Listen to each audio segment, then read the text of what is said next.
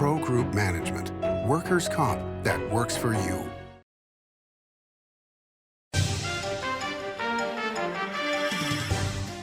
Welcome to Nevada Newsmakers. I'm Randi Thompson, sitting in for Sam Shad. Today I'll be talking to Barry Duplantis, the CEO of REMSA Health, coming up on an all-new Nevada Newsmakers.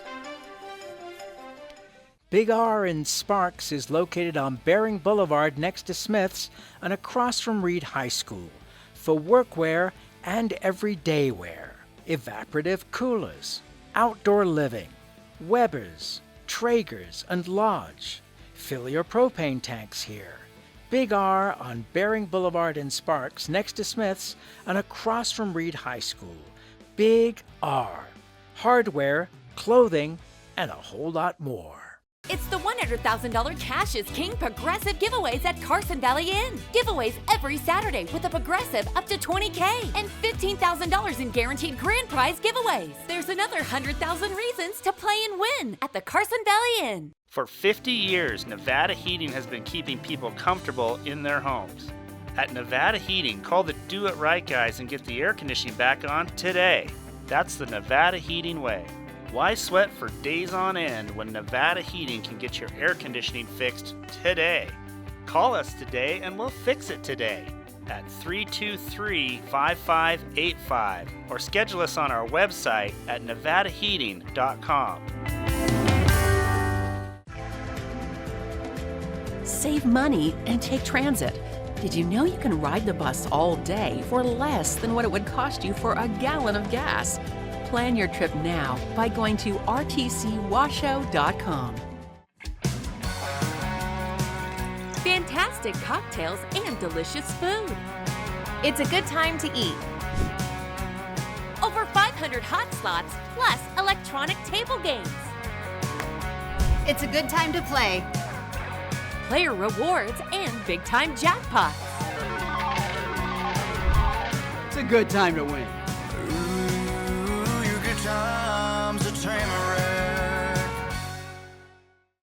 This is Nevada Newsmakers with host Sam Shad on No Holds Barred Political Forum. Now, from the Nevada Newsmakers broadcast headquarters, here is Sam Shad.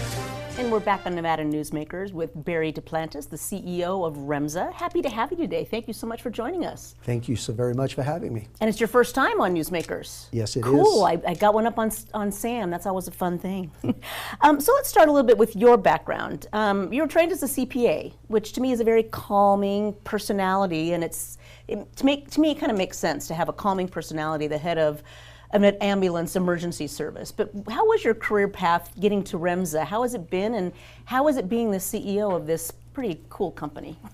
Well, let me start off by saying that I grew up in South Louisiana, went to small schools for the most part, Nicholls State University, became a public accountant, practiced in New Orleans. From there I worked in different roles. I went to New York, worked for International Paper. Over the years, my career really has been, shall we say, an incorporation of accounting skills into the business matters that I've addressed throughout the years. I worked for IGT for 21 years, then went to work for Ibarra International as their chief financial officer. That particular company was a subsidiary of a Japanese public company, and decided it wanted to consolidate operations in Jeannette, Pennsylvania. At that time, I decided that REMSA had been home for almost 30 years for me, and it's where I wanted to stay. Reno is my community, the place that I want to be, and life has just continued from there. So the opportunity opened up at REMSA. I applied. I was selected after a national search was done. And let me say that as I've gotten involved in my work at REMSA, I have found that each step of the way, as I've done accounting and financial work, it intertwines with operations. And it's really how I really became attracted to the business of caring for people. It includes a bit of logistics, a bit of finance, a bit of people management, And certainly when I think in terms of people management, I think the old concept of being a boss is over. We have to coach our employees to get the best out of them. And my traits and what REMSA was looking for seem to be a natural fit. So I've just found what I feel is natural for me at this point in my career. I love it. And things seem to be moving in the right direction. So for those who don't know, REMSA is a private not-for-profit. We often think of an ambulance service as being part of fire departments or something, but you're your own nonprofit and you service ambulance service for Washoe County, but you also provide air ambulance service in 11 western states. And I'm going to talk, let's actually start there with the care flight. You guys had a tough year. It was early in 2023. There was a horrible plane crash. One of your care flights went down and you lost the passengers and the staff. And it was just heart-wrenching to watch from the community. But I can't imagine how to lead an organization during a time of such tragedy. How did you guys get through that, and how are you doing now on that emotional side? Well, let me say, that was an event that was unlike anything any of us had experienced. Getting a call to state that our aircraft was missing was a life-changing event.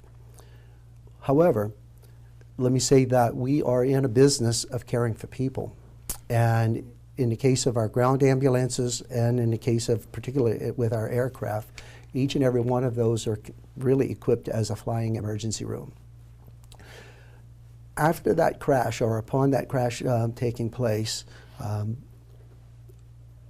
members of our community came together and supported us in ways that we cannot begin to express our appreciation for the arms that came around us, many physically, the tears we shed together, the words of condolences that were sent to us, meals supplied to us, mental health support provided to us. It's a risk that we bear in the industry that we operate in. The air ambulance business is one for which has a set amount of risk involved with it. But it's an event that we continue to recover from. I don't think we'll ever say that it's something that you compartmentalize and move on. I think it is something you accept. It becomes a part of your new being as you move forward. You learn from the things you can learn from, and you continue to move forward, because after all, at the end of the day, we're calculated to care for patients, to do everything that we can, and our patient matters most. Did you see any kind of shift in the empathy that you have within your organization? I mean, they're dealing with tragedy every day when they go out there and they pick up a family member who might pass away and they're consoling someone. Now they've been through that tragedy. Now they've lost somebody close to them. Even though I think they're already empathetic, do you think there was any kind of a shift in how you guys look at what you do on a day-to-day basis? There certainly is, shall we say, an enhanced awareness. Okay. I think when people go into the occupations within our industry, there's an acceptance that this is part of the environment of which we work in. I think that, every day we think of the people, actually our brothers and sisters who we've lost. And even when we speak with folks in other sister agencies around the nation, we have this common bond, because it is a risk of what we do. We do our very best to be safe. In fact, even our clinicians are involved in the walk-arounds around the aircraft before each takeoff. So we do spend a fair amount of time caring for each other, looking out for each other, having each other's back. But it's an inherent risk of the work that we do. Oh, I can understand. Well, we're going to come back and talk about a much happier subject right after this. What do you count on? You count on your power every day. At NV Energy, we've always powered what's important to you, but we're not looking at the past. We're focused on the future. While our standards are high, our rates will remain low. And our commitment to renewables isn't just meeting standards, but leading the way. Because you can count on more than just your power. You can count on the company who brings it to you. That's our promise. You can count on it. Safety is the #1 priority for the trucking industry. Over $7 billion a year is spent on technology like this electronic eye that will apply the brakes automatically. But the most important factor for safety is the truck driver. These hardworking men and women who safely move over 70% of our nation's freight and 94% of Nevada's. We thank you because trucks move America forward. Pro Group Management specializes in providing industries with the necessary components to satisfy and exceed workers' comp requirements. Every business has unique needs and specific regulations. Pro Group Management stays ahead of the curve, providing up-to-date services to keep your industry in top form. Discover how we simplify your tasks, improve efficiency, and reduce expense to keep you moving in a positive direction. Pro Group Management, workers' comp that works for you. Like a traditional handmade basket, retail is woven into the fabric of life in Nevada. From big box to mom and pop, retail supports our communities in countless ways. Jobs for the disabled, team uniforms for kids, help for the elderly, and so much more. Retail employs over 1 in 10 workers. Retail supports Nevada, and we support retail. RANNV.org. This is Nevada Newsmakers. And back on Nevada Newsmakers with Barry Duplantis, the CEO of REMSA. So I've noticed over the past few years that there's ambulances parked up at the Rayleigh's parking lot at Collin Ranch or the Maverick at DeMonte. And I always thought we just, kept the ambulances back at the ranch, and when you get a call, they go out. But they're staged all over town now. And I'm kind of curious how you determine that. And just kind of what is that process of staging ambulances around the area? Thank you very much for that question. I'm very excited to be able to provide you with the detail of that. We actually use predictive analytics to understand patterns of the population in our area, the activities, where things are happening, when the statistical next event is likely to take place. So unlike other agencies, and even, for example, as you might see amongst the fire agencies where there are fire stations, we don't operate with stations. Our offices are our ambulances, and we try to position them around the community where we think the next events are likely to take place. In fact, just to draw reference to that, when COVID came upon us, it completely changed everything like overnight, because the analytics for COVID had never been experienced. But yeah, people weren't traveling; they were staying home. Absolutely, at least minimal travel. So we had to relearn a pattern. And now that we have resumed back to the office types of culture, it's changed a bit. But now we're in a bit of a hybrid. I mean, because our communities have continued to grow, especially to the north and to the south. And as the communities grow, we continue to collect analytics and learn behaviors as to where next events are likely to take place. So that's why you see them positioned in places like gas stations, shopping centers, grocery stores, because they're positioned for the next call. That to me is just fascinating, and your ambulance service is more than just a paramedic trying to keep you alive. There's really some pre-hospital care going on. Kind of explain what are some of the activities that happen in an ambulance. Okay, so within the ambulance, each unit is staffed with a paramedic, an AEMT, or an EMT.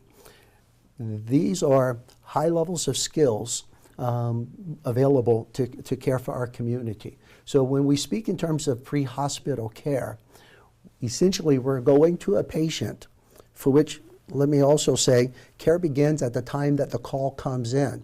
So oftentimes people will think that the care provided by an ambulance takes place when the ambulance arrives. But that's really not quite correct, because care begins at the time that we receive the phone call.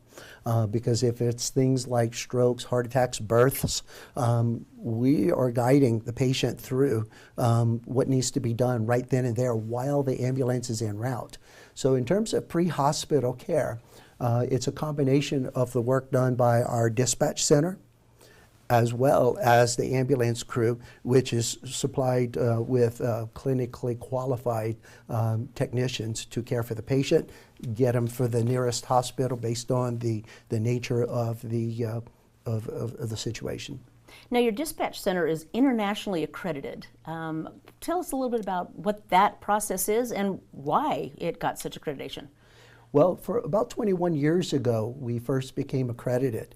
We're about one of 10 in the nation which has maintained an accreditation throughout all of these years. Now, why that's important, and it is incredibly important for us as a community to know that our dispatch center is accredited. It means, first, that we are under medical direction. So all of the work that we do to care for patients starts at the point in time the call comes in, which is under medical direction.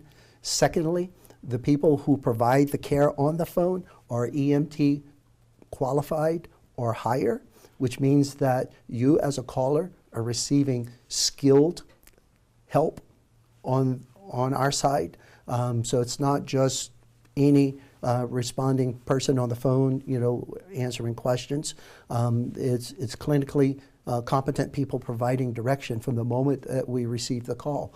It's not unusual to walk into our dispatch center and hear our communication specialists provide direction on how to do chest compressions for a heart attack. That happens frequently. Mm-hmm. Or give instructions to deliver a baby, even. So care begins at the time we receive the call. The ambulance certainly provides that extended care, pre-hospital care, to get patients to the right levels of service. And let me also say that in some cases, because we end up responding about 95,000 times in a year, and of that we transport about 58,000 times, the reality is we're providing care in many instances where a patient does not need to go to the hospital.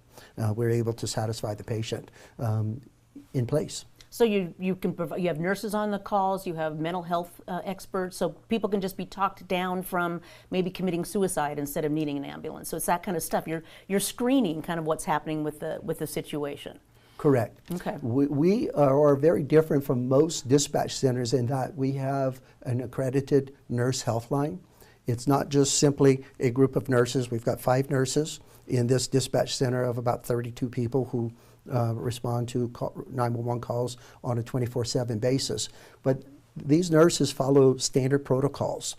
So each patient will go through a triage, which takes about 20 minutes, to ensure that we provide the accredited levels of care and do not miss anything along the way.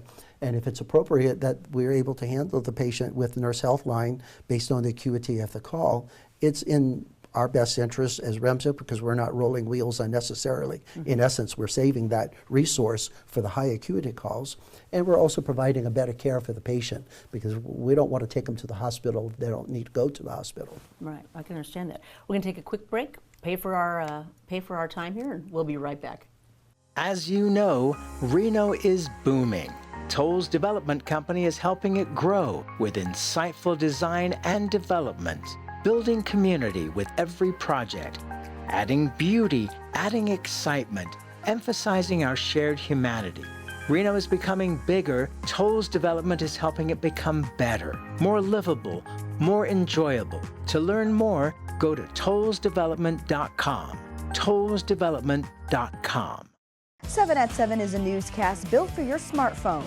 It's a 7-minute newscast available every weekday at 7 a.m. and 7 p.m. at lvrj.com.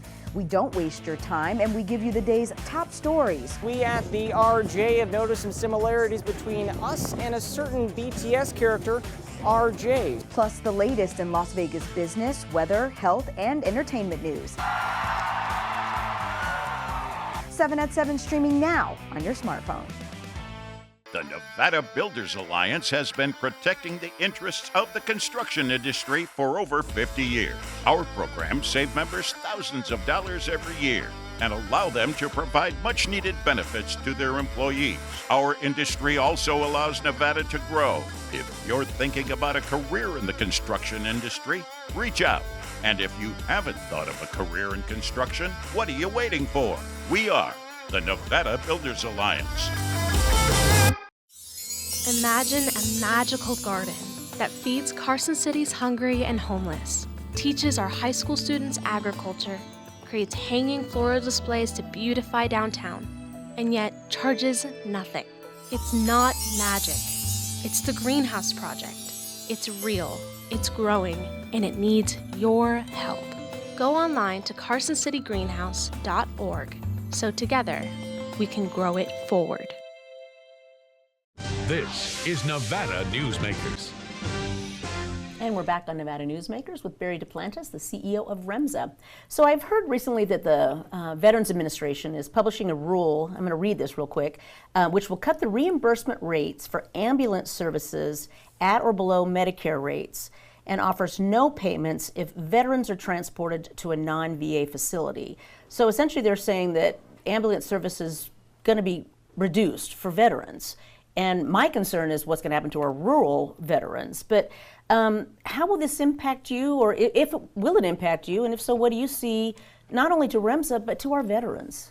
Well, let me start with that, because that's the first and foremost point that I want to make clear.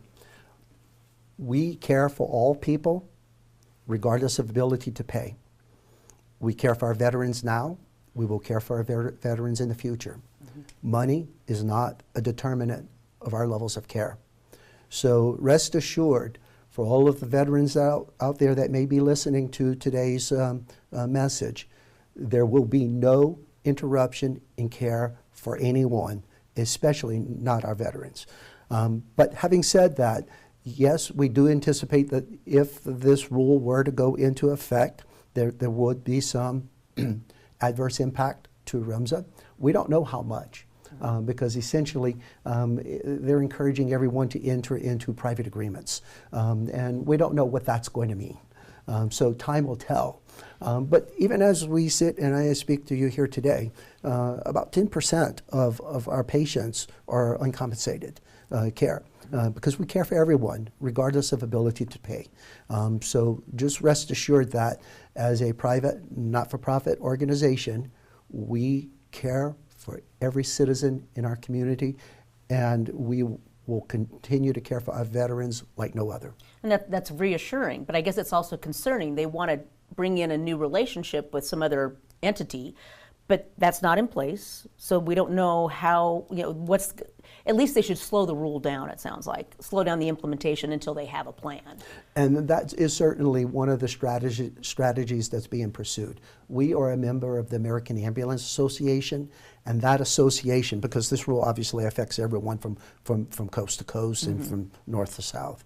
The Ambulance Association is working to better define how this is going to be implemented and in what manner to essentially mitigate the impact to all ambulance providers. Okay. Well, I just want to let our veterans know that they should contact Senator Masto and Senator Rosen and just express this concern, because a lot of us are concerned there's going to be a gap in service for our very most important, our very valued veterans. So I'm a little concerned about that. So I understand that Governor Lombardo toured your facility recently. How did that go, and what do you think is important from his perspective? And I mean, he's a former sheriff, so he obviously knows your industry pretty well, I would imagine. But how did that meeting with the governor go? It went very well. We were very excited to host Governor Lombardo as well as First Lady Donna Lombardo at our facility during EMS week. Essentially, he wanted to understand a little bit more about how we operate as a private not-for-profit entity providing service to the community. It was a very exciting day for us, because he was able to tour the facility, walk amongst our employees, have conversations with them. He was especially excited by the telehealth component of what we are able to provide our callers, if it's the appropriate solution.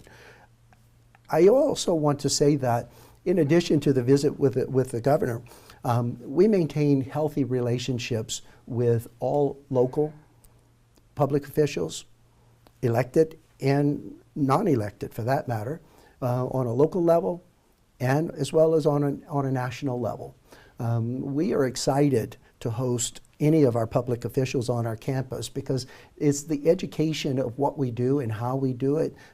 I think it speaks volumes for what emergency health really represents to the community and the significance of it. We are an agency of about 600 people at this point. We operate 24/7, and it's only when you really step within the walls of our operation and start to see the different elements of what's involved of preparing an ambulance for a day's worth of work. And the fact that we sanitize the units after each and every call. I mean, there's so many steps that take place to provide care for our community. Well, I want to thank you for being here. And I want to emphasize that I keep calling it REMSA, but it's actually REMSA Health. And you guys are really focused on health care, on pre-health care, pre-hospital care. And I just thank you for really what you're doing to our community to keep us safe. And we just appreciate you being here today. Thank you very much. Thank you. We'll be right back after this. It's the $100,000 Cash is King Progressive giveaways at Carson Valley Inn. Giveaways every Saturday with a Progressive up to $20K and $15,000 in guaranteed grand prize giveaways. There's another 100,000 reasons to play and win at the Carson Valley Inn. The casino industry drove Nevada's economy for decades. By the 1990s, however, the state's sole industry was in sharp decline. Many were losing their homes, many were leaving the state. Is Reno on track to be the Detroit of the West? Was an October 2010 Reno Gazette-Journal headline. Nevada knew it was time for a change and a time to diversify. Story County took that lead, took risks, invested tens of millions transforming its desert into a place of opportunity and a future for Nevada families needing something new. That desert now provides thousands of high-paying tech, advanced manufacturing, and energy careers at companies like Tesla, Panasonic, Google, Switch, and Redwood Materials. Story County transformed Northern Nevada forever, and the tide of opportunity has raised all vessels through construction contracts, high-paying careers, and the power of payroll. Tens of millions have been generated in sales and property tax, permits, and other revenues for Reno, Sparks, Washoe County, and for all of Nevada. Enough, in fact, to generate a surplus after public services are provided. And best of all, a sustainable economic climate has been created, enabling our children to stay in Nevada and live prosperous lives in their home state. Story County, improving Northern Nevada one industry at a time.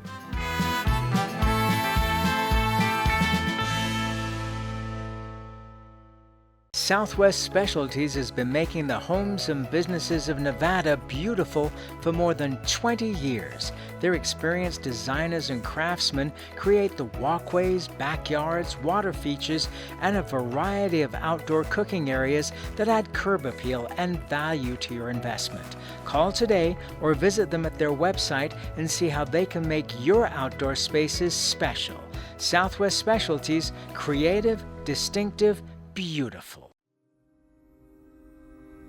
Modern boutique Ahern Hotel and Event Center sits at the heart of the Las Vegas Strip. 2 floors of meeting and event space are ideal for groups and conventions. Stay in one of 200 luxurious rooms and suites. Brand your event throughout the property. Flexible event spaces make for easy planning and personalization. Take over the entire hotel with a full buyout option. Thank you for watching or listening to Nevada Newsmakers. You can catch us anytime at NevadaNewsmakers.com. Thanks again.